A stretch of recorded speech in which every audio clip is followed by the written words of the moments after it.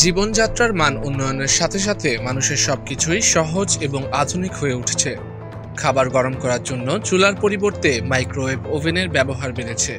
তবে অনেকেই একটি প্রশ্ন করেন, এটি কতটা নিরাপদ বা ক্যান্সার হওয়ার ঝুঁকি আছে কিনা। বিশেষজ্ঞদের মতে মাইক্রোওয়েভ ওভেনে যদি সঠিকভাবে খাবার গরম করা হয় তাহলে সাধারণত ক্যান্সার হওয়ার ঝুঁকি নেই, এমনকি ক্যান্সার হতে পারে এমন কোনো প্রমাণও পাওয়া যায়নি। চলুন প্রথমে জেনে নেই মাইক্রোওয়েভ ওভেনে কিভাবে কাজ করে। মাইক্রোওয়েভ ওভেন যে রেডিয়েশনের মাধ্যমে খাবার গরম করে তাকে বলা হয় নন আয়োনাইজিং রেডিয়েশন। একটি রেডিয়েশনের মাত্রার উপর নির্ভর করে তা ক্যান্সারের আশঙ্কা বাড়াবে কিনা।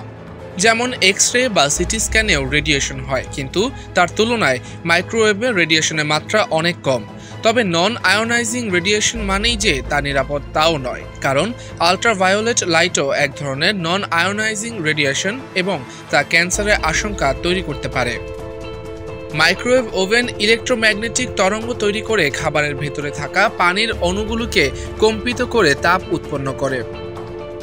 ওভেনের তরঙ্গগুলো নন আয়োনাইজিং হওয়ার কারণে রাসায়নিক বন্ধন ভাঙার মতো ক্ষমতা থাকে না। এটি রেডিও অ্যাক্টিভিটি বা ডিএনএ ক্ষতিকর বিকিরণ যেমন এক্স রে বা গামা রে তৈরি করে না, ফলে যা থেকে ক্যান্সার হওয়ার ঝুঁকি থাকে না। মাইক্রোওয়েভ ওভেন ব্যবহারের সময় ফুড সেফটি মেজার বা নিরাপদ খাদ্য পদ্ধতি মেনে চলতে হবে। মাইক্রোওয়েভ ওভেনে সেফ পাত্র ব্যবহার করুন, পলিস্টাইরিন বা নিম্নমানের প্লাস্টিক এড়িয়ে চলুন। মাইক্রোওয়েভ নিরাপদ হিসেবে লেবেলযুক্ত নয় এমন প্লাস্টিকের পাত্র ব্যবহার করা এড়িয়ে চলুন। বিসফেনলে কখনো কখনো প্লাস্টিকের পাত্রে পাওয়া যায়। প্লাস্টিকের পাত্রে খাবার গরম করলে বিপিএ বা অন্যান্য ক্ষতিকর রাসায়নিক খাবারে মিশতে পারে। এক্ষেত্রে মাইক্রোওয়েভ নিরাপদ কাঁচ বা সিরামিক পাত্র ব্যবহার করুন। খাবার ঢেকে গরম করতে হবে, কারণ খাবার ছিটানোর মাধ্যমে ওভেনের ভেতরে পরিবেশ ময়লা হতে পারে। কিছু গবেষণায় দেখা গেছে খুব বেশি তাপে কিছু খাবারে কার্সিনোজিক যৌগ তৈরি হতে পারে, তবে এটি মাইক্রোওয়েভের স্বাভাবিক ব্যবহারে সাধারণত হয় না।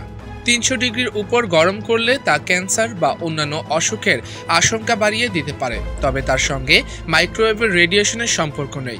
বেশি তাপমাত্রায় রান্নার সম্পর্ক আছে। মাইক্রোওয়েভ থেকে রেডিয়েশন বাইরে আসে না। সুইচ বন্ধ করে দিলে এর ভিতরে আর রেডিয়েশন থাকে না, তবে মাইক্রোওয়েভ ভেঙে গেলে তা কখনো ব্যবহার করা উচিত নয়। কোন খাবার গরম করবেন সেই সম্পর্কে ধারণা থাকাও জরুরি। অনেকেই মাইক্রোওয়েভ ওভেনে পুরনো ভাত গরম করে খান। ভাত গরম করলে তাতে ব্যাসিলাস সেরেসাস নামক একটি ব্যাকটেরিয়া তৈরি হয়।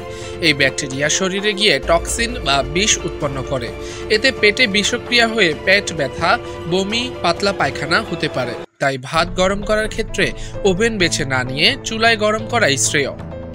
মাইক্রোওভেনে গরম করা খাবারে ভিটামিন বি12 অকার্যকর হয়ে পড়ে। খাবার গরম করার সময় 30 থেকে 40% ভিটামিন বি12 নষ্ট হয়ে যায়। দুধ ও মাংস জাতীয় খাবারে প্রচুর পরিমাণে ভিটামিন বি12 থাকে। এসব খাবার মাইক্রোওভেনে গরম করার পর খাদ্যগুণ বহুলাংশে নষ্ট হয়ে যায়।